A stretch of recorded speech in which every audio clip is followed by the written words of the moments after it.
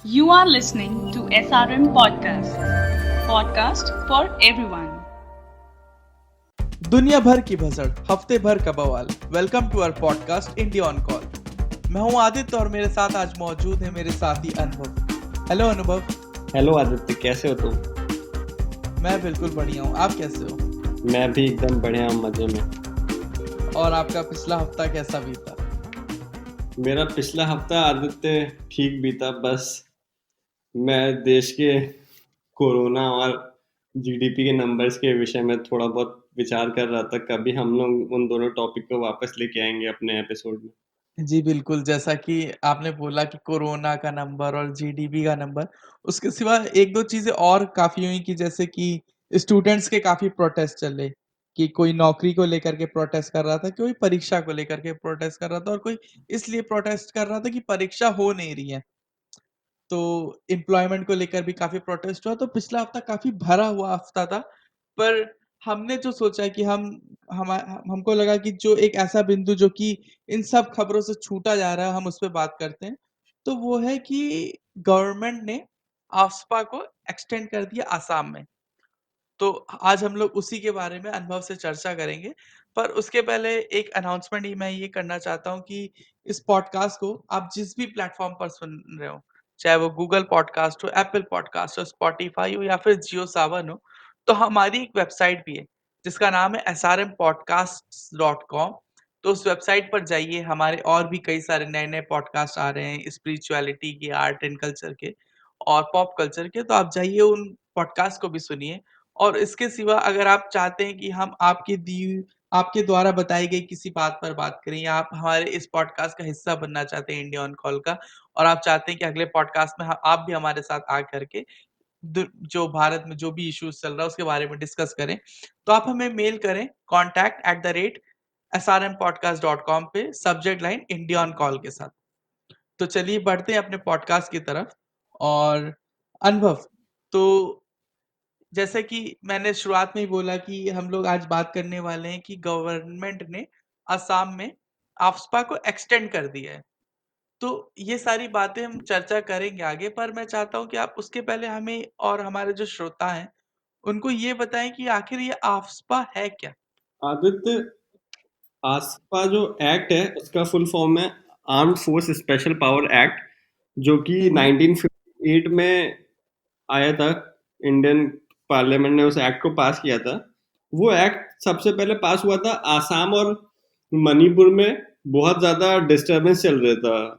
मतलब वो उनकी सेपरेट नेशनहुड की बात थी, सेपरेट स्टेटहुड की बात थी और उनके अंदर काफ़ी आइसोलेशन था। तो उसको वहाँ पे बहुत ज़्यादा इंसर्जेंसीज हो रही थी, तो गवर्नमेंट ने हुँ, हुँ। आसपास लगाया था ताकि वहाँ पर जो सिचुएशन डिटोरेट हो रही है तो उसको कंट्रोल करने के लिए आर्मी को स्पेशल पावर दी थी।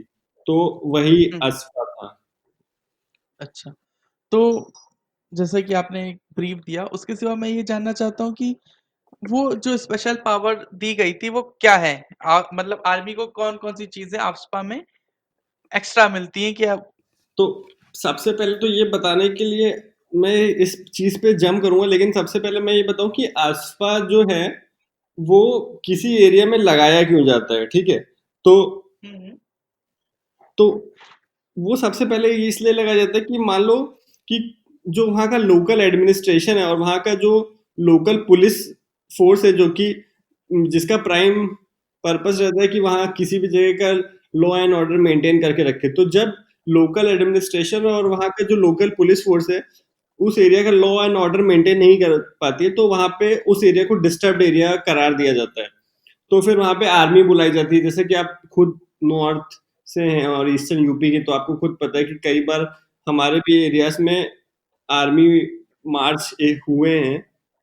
हुँ, हुँ। तो उस चीज को ही एकदम काफी ज्यादा डार्कोनियन तरह से, मतलब एग्रेसिव रूप में जब लाया जाता है तो उसका नाम अस्पा हो जाता है। तो वो चीज हुँ, आसाम हुँ। में लाई गई थी। तो आदि उसमें आर्मी के पास कुछ स्पेशल पावर्स आते थे, जिसमें कुछ पावर्स मैं आपको बताना चाहूंगा। जैसे आर्मी किसी का भी घर बिना सर्च वारंट के रेड कर सकती है और उसमें कुछ भी चीजें ढूंढ सकती है। पहला पावर ये है। दूसरा पावर ये है कि आर्मी एक बार किसी को बोल सकती है कि आप हथियार हम आपके ऊपर फायरिंग करने जा रहे हैं, आप अपने हथियार डाल दो। अगर उन्हें लग रहा है कि कहीं पे लोगों के पास हथियार इकट्ठा हैं तो वो ऐसा वार्निंग देगी कि आप अपने हथियार डाल दीजिए, और अगर वो आदमी नहीं माना है तो वो लोगों पे खुलेआम गोलियां भी चला सकती है। तो उसमें अगर लोगों की जान भी जाएगी तो आर्मी के ऊपर कोई ह्यूमैनिटेरियन रूल अप्लाई नहीं होगा कि उन्होंने किसी की जान ले ली, क्योंकि वो वहां का डिस्टर्ब एरिया को वापस से पीसफुल कर रहे हैं। दो ये बातें हुई। तीसरी बात आदित्य ये हुँ, होगी हुँ। कि कोई भी, जहाँ पे जैसे आर्मी को पता चल रहा है कि कोई भी ऐसा एरिया है जहाँ पर वेपन्स बहुत ज्यादा इकट्ठा हुए हैं, तो उन एरियाज को डिस्ट्रॉय करने का भी अधिकार आर्मी के पास आ जाएगा। चौथी चीज ये है कि वो किसी को भी बिना वारंट के और बिना किसी मतलब एक्सप्लेनेशन दिए वो अरेस्ट कर सकती है। तो ये सब उसके काफी मेजर पावर है, और इसमें सबसे बड़ी बात ये आती है कि इतनी सारी जो डार्कोनियन मेजर्स अपनाने के बाद अगर हुँ, हुँ। कोई आर्मी ऑफिसर है तो उसके ऊपर कोई भी लीग मतलब उसके ऊपर कोई भी वो किसी भी लीगल दायरे में नहीं आ सकता। उसको लीगल इम्यूनिटी मिल जाती है कि अगर मान लो उसने किसी के ऊपर गोली चला दिया, किसी को रेड किया, कोई एरिया डिस्ट्रॉय किया, तो उसको लीगल इम्यूनिटी मिल जाती है इस एक्ट में। तो इसी वजह से एक्ट काफी ज्यादा डार्कोनियन कहा गया है। जी, जी, जी।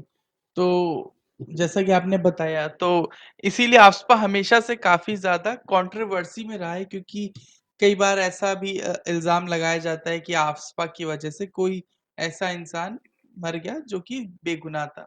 पर ये आगे की बहुत ही ज़्यादा कंट्रोवर्सी की बात है इसमें। हम इस पहलू पर नहीं जाएँगे, हम इस बारे में बात करना चाहेंगे कि जो एक्सटेंशन हुआ है, तो वो एक्सटेंशन किस बात पर हुआ है? आदित्य, सबसे पहले तो ये मैं बताऊं कि जो एक बार आसाम में आफ्स्पा लगा 1990 में, उसके बाद से हटा ही नहीं है।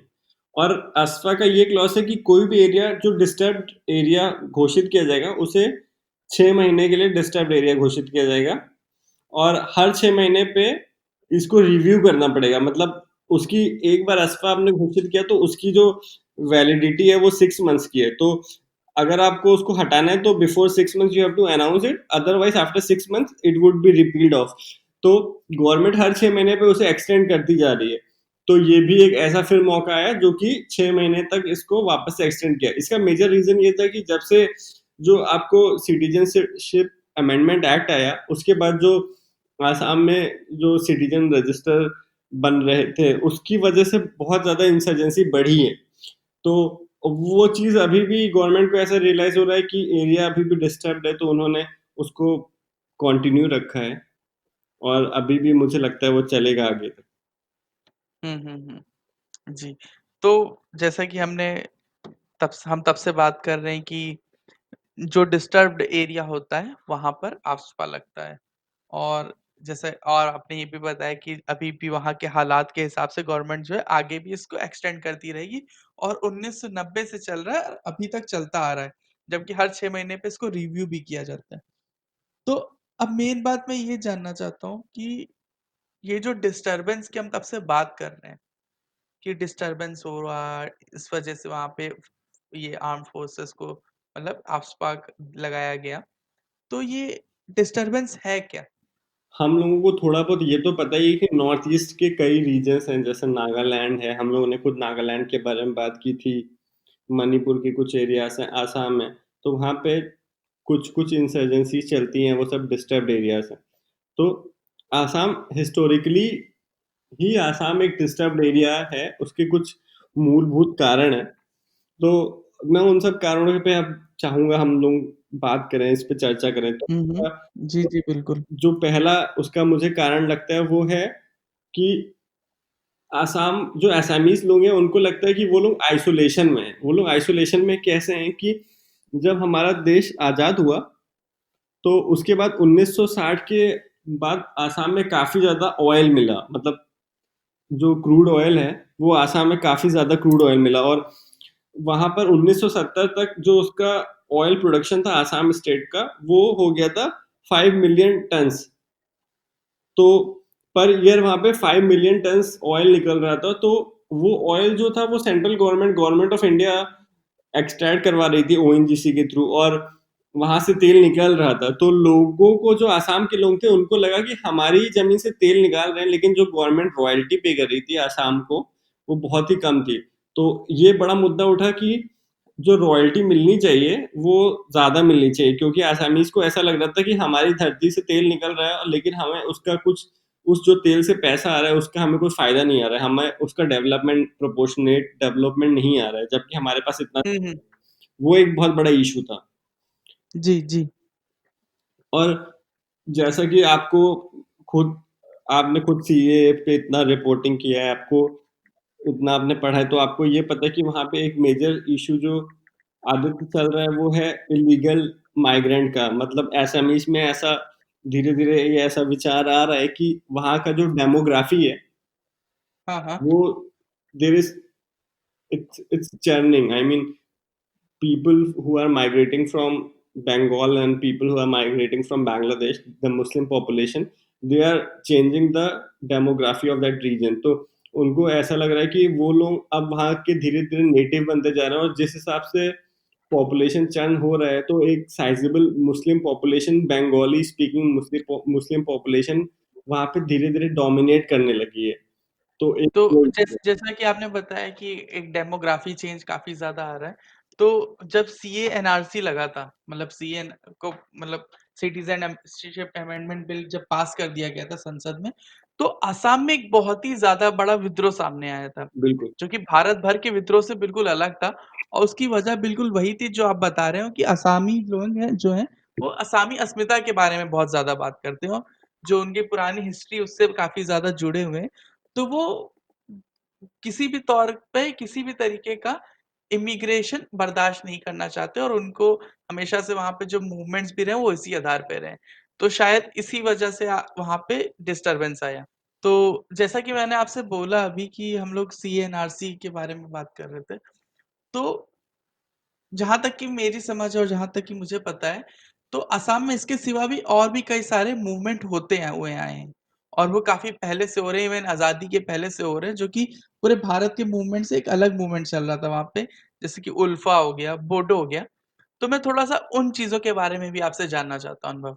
आदित्य, पहली बात तो मैं आपको ये बताऊं कि जो आसाम की जो ओवरऑल ज्योग्राफी है वो बहुत ही अलग सी है। मतलब एक है नॉर्थ आसाम जो कि फूट हिल है, अरुणाचल प्रदेश के हुँ, हुँ। ये एक प्लेन एरिया है। फिर आपका एक ईस्टर्न आसाम है, फिर सदर्न आसाम है, जो कि रेन फेड एरिया है और ब्रह्मपुत्र की वजह से काफी ज्यादा तबाही होती है। तो इस तरह के कई सारे डिफरेंट रीजन्स हैं वहाँ पे, अलग अलग तरह के ट्राइब्स हैं कई सारे। तो उसमें से जो आसाम का नॉर्दर्न एरिया है, जो नॉर्दर्न फुटहिल है, जहाँ पे एक प्लेन है, तो वहाँ पे एक ट्राइब है बोडो, जो कि उस पूरे नॉर्दर्न आसाम में रहते हैं। वो टोटल वहाँ पे हुँ, चार हुँ। डिस्ट्रिक्ट हैं आदित्य। तो उन चारों के जी, जी। चारों डिस्ट्रिक्ट पर वो लोग रहते हैं। तो उनकी स्टार्टिंग से हमेशा ये डिमांड रही थी कि हमारा खुद का एक कल्चर है और हमारी खुद की एक भाषा है जो कि असमी से थोड़ी अलग है। मतलब वो आसामी भाषा नहीं है, और वो लोग खुद के ट्राइबल लोग हैं। तो उनको ये लगता था कि हमारी जो वॉइस है it's not represented in the Assam, so they always wanted a separate district for themself. तो उसके लिए उन्होंने बहुत ज्यादा कड़ा रुख अपनाया और गवर्नमेंट के साथ उनकी कई सारे विवाद भी हुए। तो उनकी जो सेपरेट स्टेटहुड की डिमांड थी वो तो खाली 4 रीजन के लिए गवर्नमेंट ने मानी नहीं, जो कि ऑब्वियस सही किया।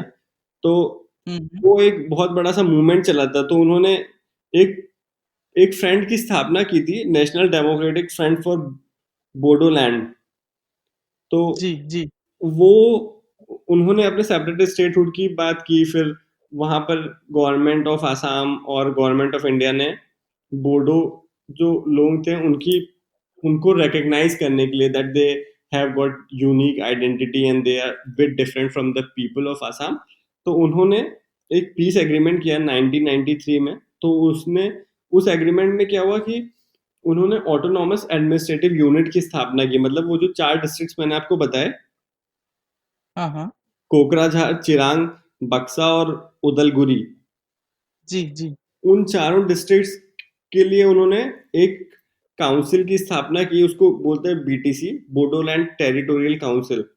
तो हुँ, हुँ। उसमें खुद उनके मेंबर्स होते हैं, उसमें टोटल 46 मेंबर की काउंसिल होती है, वो चारों डिस्ट्रिक्ट्स को यही काउंसिल रन करती है। तो इसमें आदित्य होता क्या है, ये जो काउंसिल मैंने बताई 46 मेंबर्स की, उसमें से जी। 6 मेंबर्स जो हैं वो आसाम के गवर्नर खुद अपॉइंट करते हैं, और बाकी के 40 मेंबर्स इन 4 डिस्ट्रिक्ट से अलग-अलग शेड्यूल कास्ट और शेड्यूल ट्राइब्स जो वहाँ पर हैं, उनके द्वारा चुने हुए मेंबर्स होते हैं, और वही उस 4 डिस्ट्रिक्ट्स के एरिया जो लगभग 8,000 स्क्वायर किलोमीटर का एरिया है, वो लोग वो एरिया ऑटोनॉमसली गवर्न करते हैं, और उनके खुद के वहाँ पे हुँ, लॉ हुँ। हैं, खुद उनके डेवलपमेंट ब्लॉक्स हैं, सब डिविजन्स हैं। तो मतलब गवर्नमेंट ने एक मिला-जुला सा प्रयास किया कि उनको ऐसा भी ना लगे कि वो उनकी मांग पूरी नहीं हो रही है, और गवर्नमेंट ने एक खुद आसाम में एक छोटा-सा 4 डिस्ट्रिक्ट का बोडोलैंड टेरिटोरियल काउंसिल की स्थापना की। जी, जी, जी। तो ये तो हो गया कि बोडोलैंड के बारे में और इसके साथ एक चीज़ और मैंने पूछी थी उल्फा। तो उल्फा मूवमेंट क्या था? आदित्य, उल्फा जो मूवमेंट था वो सबसे ज़्यादा स्ट्रॉन्ग मूवमेंट था। मतलब बोडोलैंड, अगर आप, मैंने आज जैसा आपको समझाया कि वो खाली नॉर्थ आसाम के 4 डिस्ट्रिक्ट का था, और उनकी मेन बात ये थी कि वो उनकी खुद की एक अलग भाषा थी जो कि असमी से अलग थी, और उनको हुँ, हुँ। स्टेट जैसा जैसा कि बोडो बोडो के साथ था। हाँ, उनकी खुद की अलग भाषा थी जो कि असमी से अलग थी, और जो उनको स्टेट गवर्नमेंट में नौकरियाँ नहीं मिल रही थी, क्योंकि जैसे कि यूपी में क्या आपको हिंदी आनी चाहिए, हिंदी का एग्ज़ाम होता है, वैसे ही हुँ, हुँ। वहाँ पर क्या था, असामीज़ आनी चाहिए, लेकिन वो लोग तो बोडो के थे, उनको असमीज़ आती नहीं थी, उनको नौकरियाँ नहीं मिल रही थी, तो उन्हें लग रहा था कि उनका डेवलपमेंट नहीं हो रहा, तो उस तरह की उनकी माँग थी। लेकिन जो उल्फा था, उनकी अलग ही डिमांड थी। मतलब उल्फा, उन्होंने, उनका क्या कहना था कि वो लोग आसाम, मतलब आसाम को लोग थोड़ा, वहाँ पे लोग क्या आ को ओ बोलते हैं, ओ का प्रोनाउंसिएशन आता है, तो असम बोलते हैं वो लोग। तो उन्होंने हुँ, बोला हुँ। था एक फ्रंट की स्थापना की थी, उसका नाम था United Liberation Front of Assam, ULFA. तो उन वो जो फ्रंट था, उनका ये कहना था कि हम लोग आसाम को एक सेपरेट सॉवरेन स्टेट बनाना चाहते हैं। तो जी, जी। उस उसकी वजह से उन्होंने बहुत ज़्यादा, मतलब अनलॉफुल तरीके से एक्सटॉर्शन किए, और एक, मतलब एक अलग सा टेररिस्ट ऑर्गेनाइजेशन ही समझ लीजिए, उसकी स्थापना कर ली थी। और उनका ओवरऑल जो ये सब उन उल्फा कर रहे थे, उसकी बात ये थी कि 1979 में, जैसा कि मैंने आपको पहले बताया कि 1970 में आसाम में 5 million ton per year oil निकल रहा था, जो कि बहुत ही ज़्यादा था। तो आसामियों को ऐसा लग रहा था कि हमारे प्रदेश से इतना ज़्यादा तेल निकल रहा है, अगर हम लोग खुद हमारे लिए ही इस ऑयल का इस्तेमाल किया जाए, तो we can be independent country, और that much of the oil would be sufficient to have a good economy. उनको ऐसा लगता था। हुँ, हुँ। उन्होंने इसी चीज को बेस बनाकर, एक आसाम में एक डिस्ट्रिक्ट है शिवसागर, जो कि काफी अच्छा ऑयल हब है। वहां पर 2-3 ऑयल फील्ड्स हैं जो कि काफी फेमस है, लकवा है, गेलकी, जी, ऐसी जी। करके ऑयल फील्ड्स हैं। तो 1979 में जब उन्होंने उन फील्ड से ऑयल का अमाउंट देखा, तो उन्होंने ये उल्फा फ्रंट की स्थापना की शिव सागर से ही, जो कि जहाँ पे ये ऑयल फील्ड्स है। तो वो क्या करते थे कि वो जबरदस्ती ऑयल इंस्टॉलेशंस पे हमला करते थे, वहां पे एक्सटॉर्शन करते थे, पॉलिटिकल कई सारे असैसिनेशंस किए, तो अपना रसूख उस एरिया में बढ़ा रहे थे। तो मतलब ये बहुत ही ज़्यादा बहुत हद तक ये थोड़ा-सा कह सकते हैं कि हथियारों वाला विद्रोह था। हाँ, ये हथियारों वाला विद्रोह था। तो इसको हुँ। इस इसके कई सारे जो नेता थे, जी, जी। वो सारे नेता भी काफ़ी ज़्यादा, मतलब मिलिटेंट ऑर्गेनाइज़ेशन की तरह थे, और इन्होंने बहुत ज़्यादा एट्रोसिटी की वहाँ पर। और मतलब एट्रोसिटी ऐसे समझिए कि उनको अपना ओवरऑल अपना वर्चस्व बढ़ाना था, तो उन्होंने उनसे जो भी चीज़ें बन पाई, वो सब उन्होंने की उसके लिए।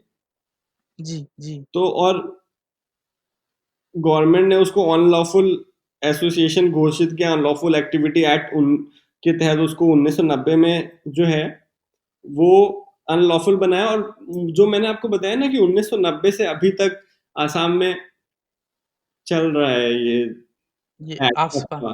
तो हुँ, 1990 में जो लगाया था, पहले तो 1958 में लगाया, जो कि मैंने आपको बताया कि 1958 में लगाया था एक्ट, लेकिन उसके बाद जब वो अब हट गया था, उसके बाद सीधे 1990 में लगाया।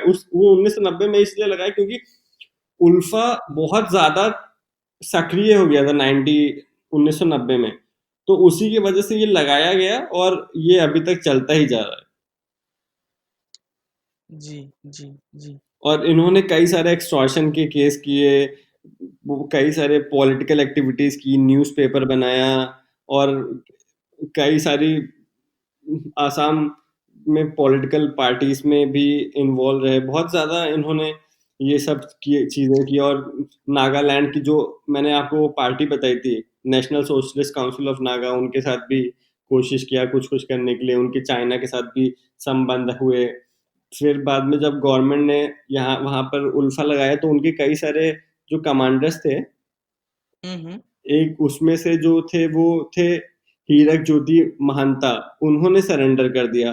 कई सारे लोगों का असैसिनेशन हो गया, तो उसके बाद से थोड़ा कमज़ोर हो गया ये, और अब ऑलमोस्ट साइडलाइन पे है। अब उतना ये ज़्यादा प्रबल नहीं है। और फिर तो इन्होंने धीरे-धीरे ऑलमोस्ट इनकी सारी यूनिट्स सरेंडर कर चुकी हैं। कभी-कभी बस इनके माँग उठते रहते हैं, लेकिन अब ये उतना ज़्यादा एक्टिव एक्टिव है नहीं। नहीं बन पाया, जो मतलब चाहते थे, क्योंकि गवर्नमेंट ने उसे काफ़ी हद तक क्रश कर दिया।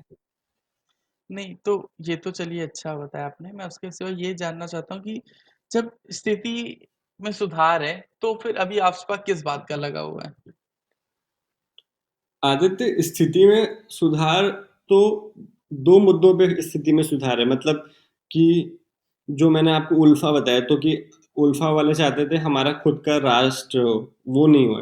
ठीक है? बोडोलैंड का भी मामला सॉर्ट हो गया। उनको एक बोडोलैंड के अलग ऑटोनॉमस रीजन दिया। वो लोग उसपे अपने ट्राइबल लॉज़ के हिसाब से रूल कर रहे हैं। उनको इतनी ज़्यादा, मतलब इतनी ऑटोनॉमी दी हुई है, तो वो दोनों चीज़ें ठीक है। लेकिन अभी जो मेजर इशू आया, वो आया है माइग्रेंट का।